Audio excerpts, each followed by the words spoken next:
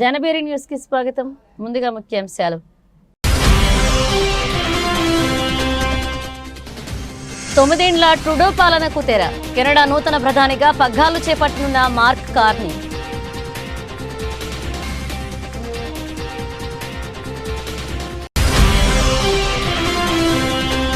ప్రారంభమైన పార్లమెంట్ మళ్లీ విడత బడ్జెట్ సమావేశాలు.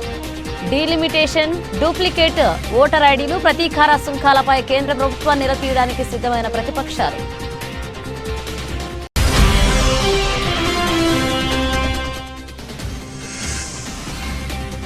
రోదసిలో తొలిసారి వాణిజ్య నిఘా. దక్షిణ అమెరికాను చిత్రీకరించిన భారత శాటిలైట్.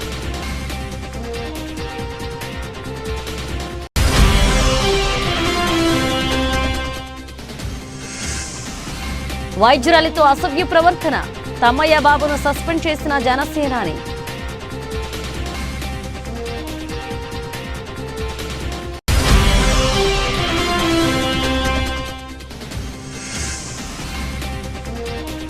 రేపు బీఆర్ఎస్ ఎల్పీ సమావేశం. బడ్జెట్ సమావేశాలపై దిశానిర్దేశం చేయనున్న కేసీఆర్.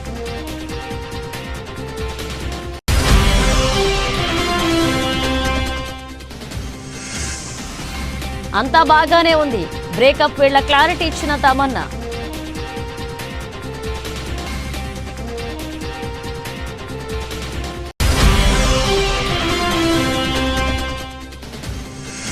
ఛాంపియన్స్ ట్రోఫీ ప్రజెంటేషన్ సెరమనీపై వివాదం. విస్మయం వ్యక్తం చేసిన షోయబ్ అఖ్తర్.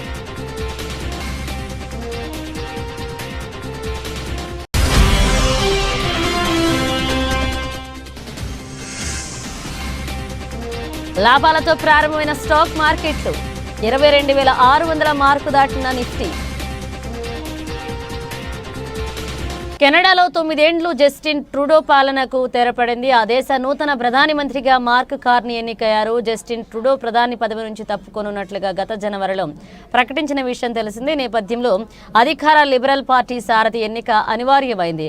ఇందులో బ్యాంక్ ఆఫ్ కెనడా మాజీ గవర్నర్ 59 ఏండ్ల మార్క్ కార్నీ విజేతగా నిలిచారు. దీంతో దేశ 24వ ప్రధానిగా పాలనా పగ్గాలు చేపట్టనున్నారు. ప్రధాని పదవి కార్నీతో సహా 4 పోటీ పడ్డారు. 1,50,000 మంది పార్టీ సభ్యులు ఓటింగ్లో పాల్గొన్నారు. ఇందులో కార్నీకు 1,31,674 ఓట్లు వచ్చాయి. ఇవి మొత్తం ఓట్లలో 85.9తో సమానం. 11,134 ఓట్లతో క్రిస్టియా ఫ్రీలాండ్ రెండవ స్థానంలో నిలిచారు.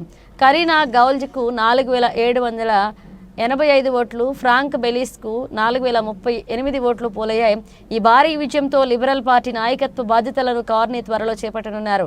డొనాల్డ్ ట్రంప్ నుంచి సుంకాల ముప్పు ఎదుర్కొంటున్న వేళ ఆర్థిక రంగంలో అపారమైన అనుభవం ఉన్న కార్నీపై కెనడా ప్రజలు భారీ ఆశలు పెట్టుకున్నారు. కార్నీ పూర్తి పేరు మార్క్ జోసెఫ్ కార్నీ. ఆయన 1965 మార్చి 16న నార్త్ వెస్ట్ టెరిటోరీస్లోని ఫోర్ట్ స్మిత్లో జన్మించారు. హార్వర్డ్ విశ్వవిద్యాలయం నుంచి ఆర్థిక శాస్త్రంలో బ్యాచిలర్ డిగ్రీని అందుకున్నారు. అనంతరం ఆక్స్ఫర్డ్ వర్సిటీలో మాస్టర్స్, డాక్టరేట్ డిగ్రీలను సాధించారు. 13 ఏండ్ల పాటు గోల్డ్మెన్ సాచ్స్లో పనిచేశారు.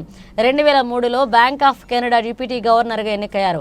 2004లో కెనడా ఫైనాన్స్ డిపార్ట్మెంట్లో సీనియర్ అసోసియేటెడ్ డిప్యూటీ మినిస్టర్గా బాధ్యతలు చేపట్టారు.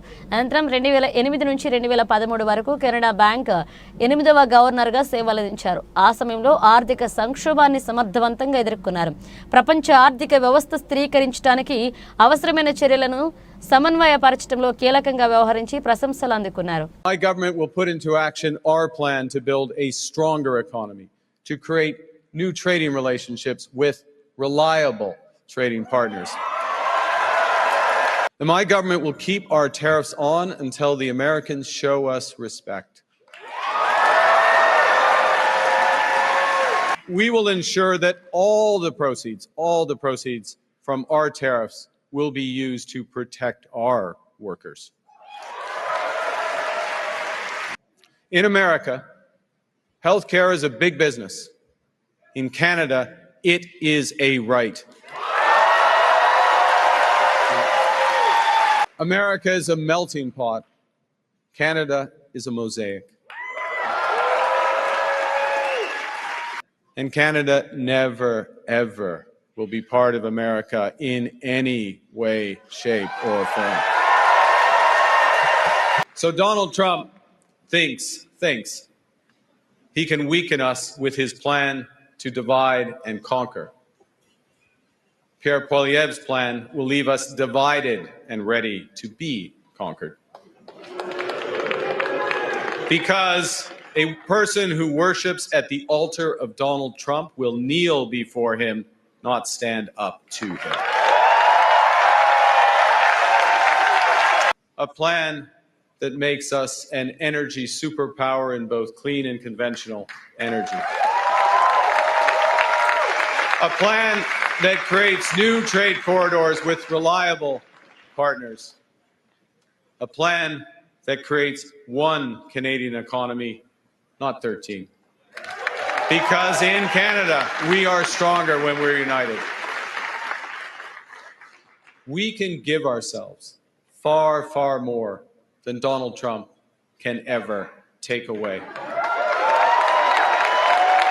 పార్లమెంట్ మలి విడత బడ్జెట్ సమావేశాలు సోమవారం నుంచి ప్రారంభం కానున్నాయి. నియోజకవర్గాల పునర్విభజన, ఓటర్ల జాబితాలో ఆక్రమాలు, మణిపూర్లో మళ్లీ ఘర్షణలు చెలరేగడం, ట్రంప్ యంత్రాంగాన్ని ఎదుర్కోవడంలో కేంద్ర ప్రభుత్వం అసమర్థత, వక్ఫ్ సవరణ బిల్లు వంటి కీలక అంశాలపై ప్రతిపక్షాలు కేంద్ర ప్రభుత్వంపై కత్తులు నూరుతున్నాయి. ఈ నేపథ్యంలో రెండవ విడత బడ్జెట్ సమావేశాలు వాడివేడిగా జరిగే అవకాశం ఉంది. మరొక వైపు కేంద్ర బడ్జెట్కు ఆమోదం పొంది ఆ ప్రక్రియను ముగించడం, మణిపూర్ బడ్జెట్కు పార్లమెంట్ ఆమోదం పొందడం, వక్ఫ్ సవరణ బిల్లుకు సభలో ఆమోదం పొందడంపై మోదీ సర్కార్ ప్రధానంగా దృష్టి పెట్టనుంది. నియోజకవర్గాల పునర్విభజన జరిగితే దక్షిణాదికి అన్యాయం జరుగుతుందని ప్రాంతీయ పార్టీలు ఆందోళన చెందుతున్నాయి. దీనిపై చర్చకు పట్టుబట్టాలని డీఎంకే నిర్ణయించింది. మణిపూర్లో రాష్ట్రపతి పాలన పొడిగింపు కోసం కేంద్ర హోంమంత్రి అమిత్ షా పార్లమెంట్లో ఓ తీర్మానాన్ని ప్రవేశపెట్టే అవకాశం ఉంది.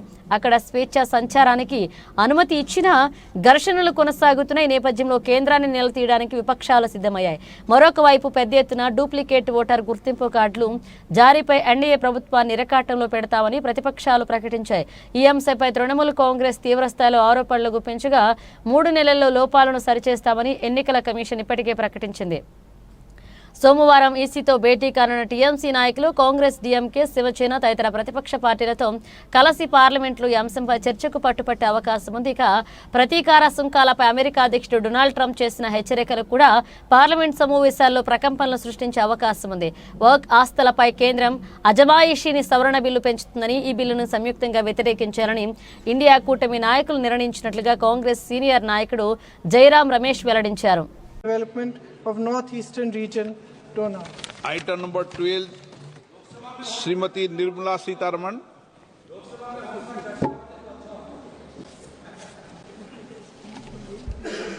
Sir, with your permission, I rise to present a statement, Hindi and English versions, showing supplementary demand for grants, second batch for 24-25. Item number 13, Srimati Nirmala Sitharaman. Sir, with your permission again, I rise to present a statement, Hindi and English versions, showing demands for excess grants for the year 21-22. Item number 14, Srimati Nirmala Sitharaman ji. Sir, with your permission, I rise again to present a statement, Hindi and English versions of the estimated receipts and expenditure of the state of Manipur for the year 25-26. Item number 15, Srimati Nirmala Sitharaman. Sir, again, I rise to present a statement, Hindi and English version, showing the supplementary demands for grants in respect of the state of Manipur for the year 24-25. ప్రపంచంలోనే మొట్టమొదటి వాణిజ్య అంతరిక్ష నిఘా ఉపగ్రహం కార్యకలాపాలు శనివారం ప్రారంభమయ్యాయి. దీనిని space camera for object tracking అంటారు. ఈ నిఘా ఉపగ్రహం భూకక్షలోకి తిరుగుతూ భూమిపై గల 5 సెంటీమీటర్ల వస్తువును సైతం చిత్రీకరించగలదు. దీనిని భారత స్టార్టప్ దిగంతర జనవరి 14న ఎలన్ మస్క్కు చెందిన స్పేస్ ఎక్స్ ట్రాన్స్పోర్టర్ 12 రాకెట్ ద్వారా ప్రయోగించింది. ఈ ఉపగ్రహం తన పనిలో భాగంగా మొదట దక్షిణ అమెరికాలోని బ్యూనాస్ ఎయిర్స్ నగరాన్ని చిత్రీకరించింది. తమ శాటిలైట్ పంపిన మొదటి చిత్రం కేవలం సాంకేతిక పరమైన మైలురాయి మాత్రమే కాదు అని, అంతకన్నా ఎక్కువ అని దిగంధర CEO అనిరుద్ శర్మ తెలియజేశారు.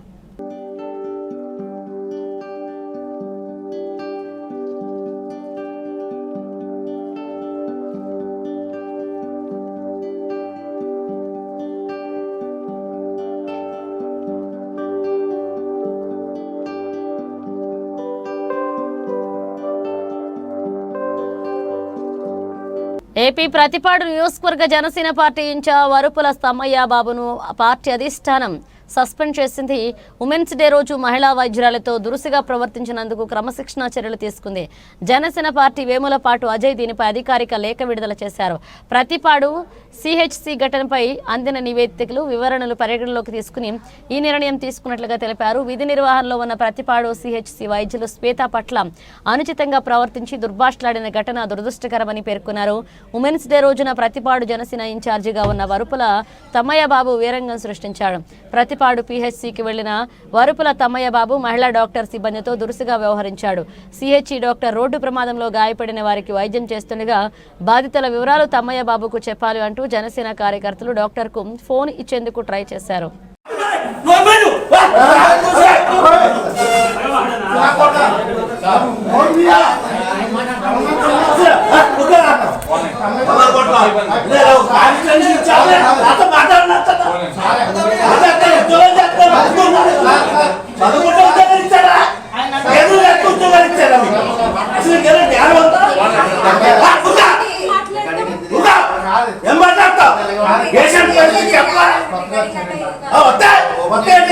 చదువుకుంటారు కదా ఉద్యోగం డబ్బుతారు కదా జీతం ఎవరైతే మాట్లాడతారు మీతో ఫోన్లో అలా డబ్బగా వచ్చి మాట్లాడేస్తాడా ఫోన్ మాట్లాడతా రెస్పాండ్ అవ్వద్దా వరుపులు తమ్మయ్య బాబు క్లియర్ గా చెప్పాడు కూడా నాడు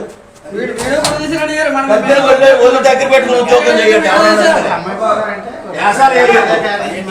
ఏమైందా ఎవరు జాయిన్ చేశారు? రాష్ట్ర బడ్జెట్ సమావేశాలు ప్రారంభం కానున్న నేపథ్యంలో అనుసరించాల్సిన వ్యూహాలపై బీఆర్ఎస్ సన్నద్ధమవుతుంది. ఈ మేరకు పార్టీ అధినేత కేసీఆర్ ఉభయ సభల సభ్యులకు దిశానిర్దేశం చేయనున్నారు. తెలంగాణ భవన్లో మంగళవారం 1 గంటకు బీఆర్ఎస్ఎల్పీ సమావేశం నిర్వహించనున్నారు. ఈ నెల 12 నుంచి ప్రారంభం కానున్న బడ్జెట్ సమావేశాల్లో ప్రస్తావించాల్సిన అంశాలు, అనుసరించాల్సిన వ్యూహంపై ఎమ్మెల్యేలు, ఎమ్మెల్సీలకు కేసీఆర్ సూచనలు చేయనున్నారు. బుధవారం ఉదయం 11 గంటలకు రాష్ట్ర గవర్నర్ జిష్ణుదేవ్ వర్మ ఉభయ సభలను ఉద్దేశించి ప్రసంగించిన అనంతరం సమావేశాలు ప్రారంభమవుతాయి.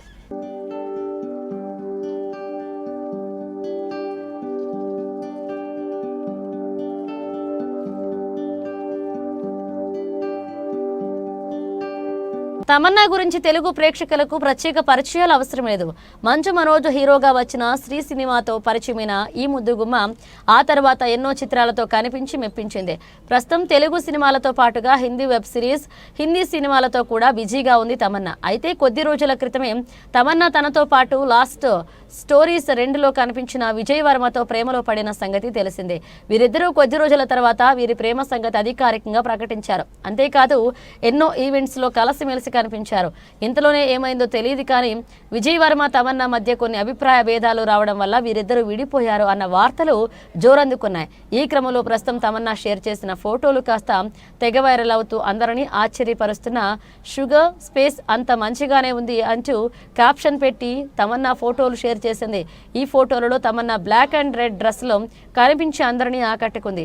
అయితే బ్రేకప్ వార్తలు వస్తున్న ఈ క్రమంలో అంతా బాగానే ఉంది అని క్యాప్షన్ పెట్టి తమన్నా ఫోటోలు షేర్ చేయడంతో ప్రస్తుతం ఇవి కాస్త వైరల్ అవుతున్నాయి.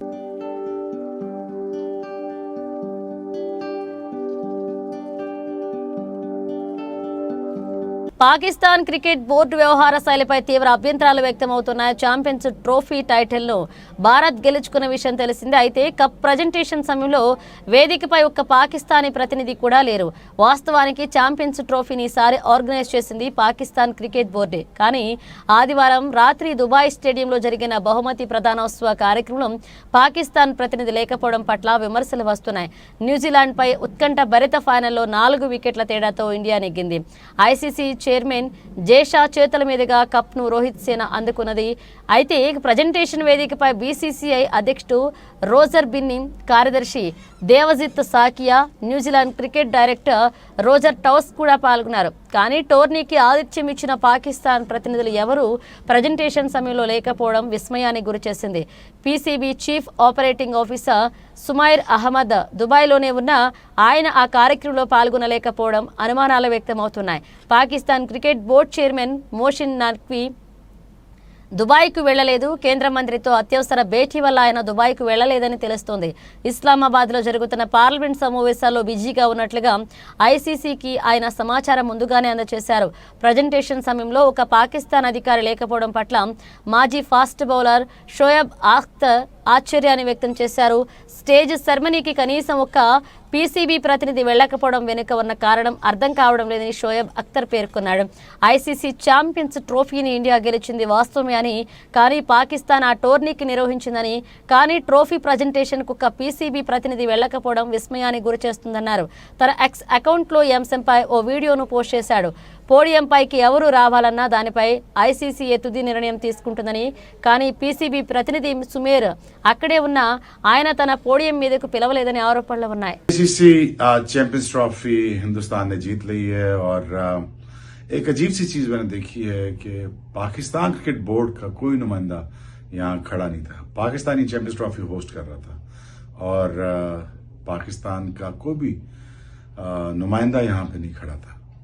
ये बात मेरी समझ से बाहर है. कोई रिप्रेजेंट करने क्यों नहीं आया ट्रॉफी और कोई देने यहाँ पे क्यों नहीं आया.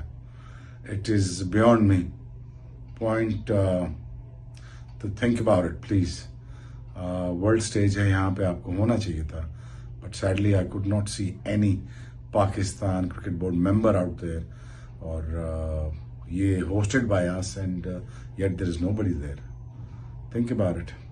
Feeling very down to see that. దేశీయ మార్కెట్లు ఈ వారాన్ని లాభాలతో ప్రారంభించే అంతర్జాతీయ మార్కెట్ల నుంచి మిశ్రమ సంకేతాలు ఉన్నప్పటికీ కనిష్ట స్థాయిలో కొనుగోళ్ల సూచీలకు మద్దతుగా నిలుస్తున్నాయి. ఈ ప్రభావంతో సోమవారం ట్రేడింగ్ మార్కెట్లు లాభాల్లో కొనసాగుతున్నాయి. సెన్సెక్స్ 200 పాయింట్లకు పైగా పెరిగి నిఫ్టీ 22,600 మార్కును దాటింది. ఉదయం 9:30 గంటల సమయానికి సెన్సెక్స్ 227 పాయింట్లు పెరిగి 74,560 వద్ద ట్రేడ్ అవుతుండగా నిఫ్టీ 72 పాయింట్ల లాభంతో 22,625 వద్ద కొనసాగుతుంది. డాలర్తో రూపాయి మారకం విలువ 34 పైసలు పడిపోయి 87.29గా నమోదైంది. నిఫ్టీలో Sun Pharma, Bharat Electronics, Bajaj Finance, Adani Enterprises, JSW Steel షేర్లు లాభపడుతుండగా IndusInd Bank, Mahindra, L N T, Bajaj Auto, ITC షేర్లు ఒత్తిడిని ఎదుర్కొంటున్నాయి. ఆసియా పసిఫిక్ మార్కెట్లు సోమవారం మిశ్రమంగా కదలాడుతున్నాయి. జపాన్ నిక్కీ 0.57%, దక్షిణ కొరియా కోస్పి 0.47%, ఆస్ట్రేలియా ఏఎస్ఎక్స్ సూచీ 0.2% మేర లాభాల్లో ఉంటే హాంగ్ సెంగ్ సూచీ 1.69% నష్టాల్లో ట్రేడ్ అవుతుంది. మరొక వైపు అమెరికా మార్కెట్లు గత శుక్రవారం లాభాలతో ముగిశాయి. S&P 500 0.55%, నాస్డాక్ 0.7%, డోజోన్స్ 0.52% పెరిగాయి.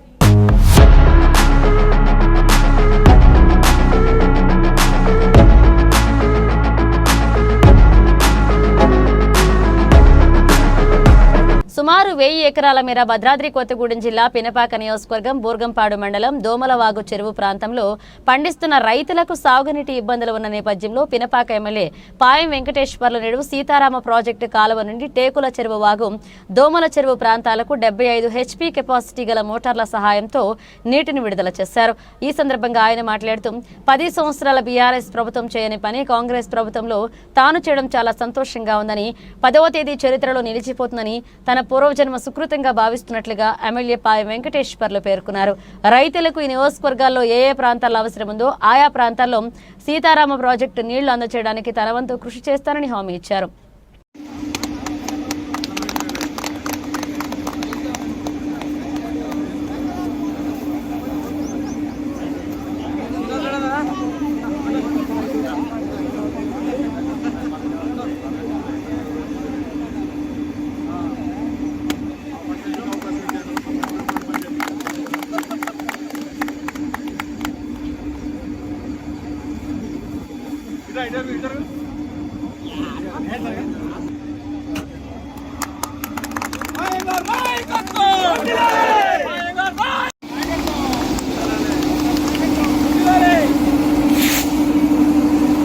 అనకాపల్లి జిల్లా పరవాడ మండలం జవహర్లాల్ నెహ్రూ ఫార్మా పరిశ్రమలలో భద్రతా ప్రమాణాలు పాటించాలని సిఐటియు జిల్లా ఉపాధ్యక్షులు గనిశెట్టి డిమాండ్. పరవాడ ఫార్మా సిటీలో అనకాపల్లి జిల్లాలో 205 ఫార్మా పరిశ్రమలు ఉత్పత్తి చేస్తున్నాయని వీటిలో అధిక ప్రాధాన్యత భద్రతకి ఇవ్వాల్సిన అవసరం ఉందని, కానీ యాజమాన్యాలు భద్రతని గాలికి వదిలేస్తున్నారని, భద్రతా ప్రమాణాలు పాటించాలని సిఐటియు జిల్లా ఉపాధ్యక్షులు గనిశెట్టి సత్యనారాయణ డిమాండ్ చేశారు.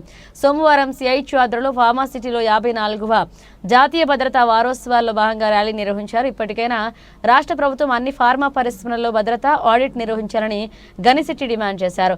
ప్రమాదాలు జరిగినప్పుడు ఏర్పాటు చేసిన కమిటీ నివేదికను వెంటనే బయటపెట్టాలని డిమాండ్ చేశారు. ఈ కార్యక్రమంలో సిఐటియు నాయకులు పి చిన్నారావు, కేదర్బాబు, కృష్ణ పాల్గొన్నారు.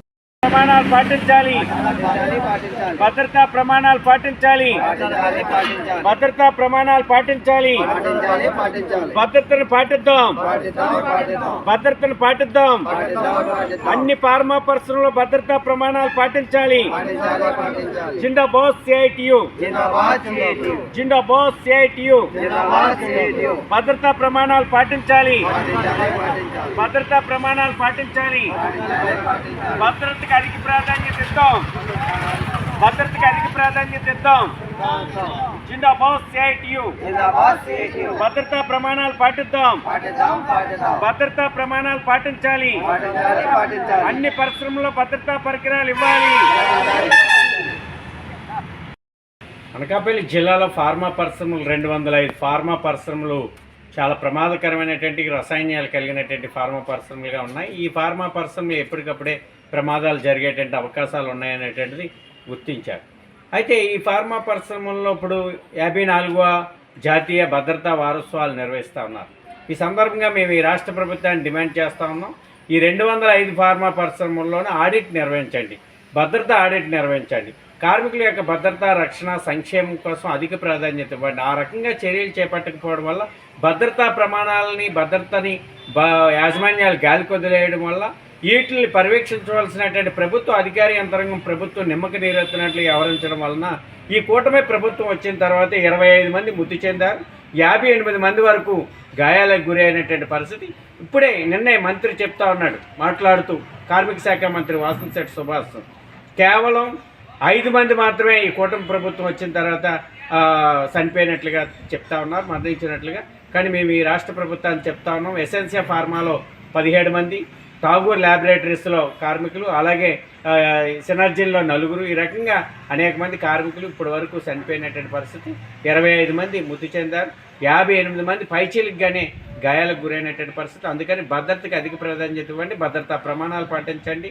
ఆ రకమైనటువంటి చర్యలు చేపట్టడం కోసం రాష్ట్ర ప్రభుత్వం చర్యలు చేపట్టాలని ఈరోజు ర్యాలీ అనేటువంటి మేము భద్రతా వారోత్సవాల్లో భాగంగా ఈరోజు ర్యాలీ నిర్వహించాం. అధిక ప్రాధాన్యత భద్రతకి ఇవ్వాలని, భద్రతా ప్రమాణాల యాజమాన్యాలు పాటించాలని, భద్రతా ఆడిట్ అన్ని ఫార్మా పరిశ్రమలో నిర్వహించాలని సిఐటియు అనకాపల్లి జిల్లా కమిటీ డిమాండ్ చేస్తాం. బులెటిన్ ముగించే ముందు హెడ్లైన్స్ మరోసారి. 9 ఏళ్ల ట్రూడో పాలనకు తెర. కెనడా నూతన ప్రధానిగా పగ్గాలు చేపట్టనున్న మార్క్ కార్నీ.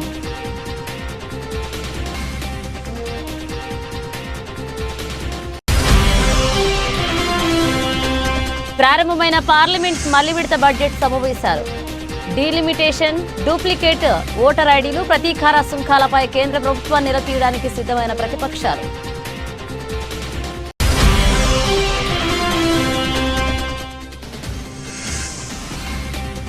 రోదస్లో తొలిసారి వాణిజ్య నిఘా.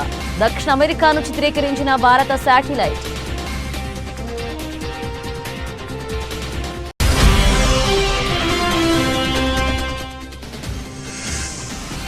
వైద్యురాలితో అసభ్య ప్రవర్తన. తమ్మయ్య బాబును సస్పెండ్ చేసిన జనసేనాని.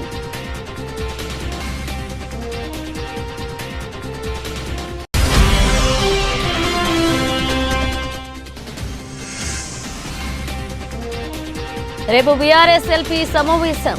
బడ్జెట్ సమావేశాలపై దిశానిర్దేశం చేయనున్న కేసీఆర్.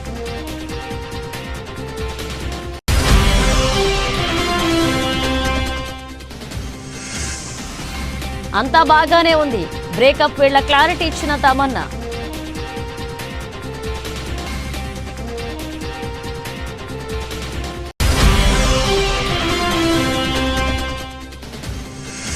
ఛాంపియన్స్ ట్రోఫీ ప్రజెంటేషన్ సెరమనీపై వివాదం. విస్మయం వ్యక్తం చేసిన షోయబ్ అఖ్తర్.